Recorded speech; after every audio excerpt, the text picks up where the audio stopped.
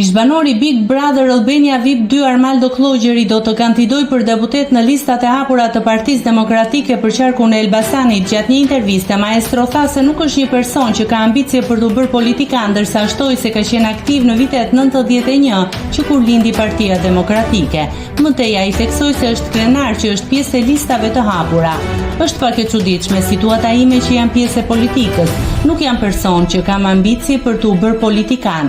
Kam qenë aktiv në vitet 91 kur lindi Partia Demokratike, por s'kam qenë i zjarrt me flamurin në dorë. Gjithsesi, dua të them që në këtë ditë që jetojmë kam parë të arsyeshme që Shqipëria po ecën në drejtim të paditur.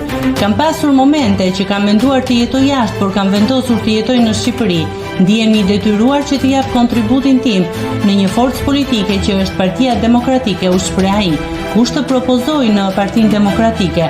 Mua më ka propozuar dega e Partisë Demokratike e Gramshit, kryesia e PD, e miratoi që unë të isha pjesë e listave. Jam krenar që jam pjesë e listave të hapura, theksoi ai.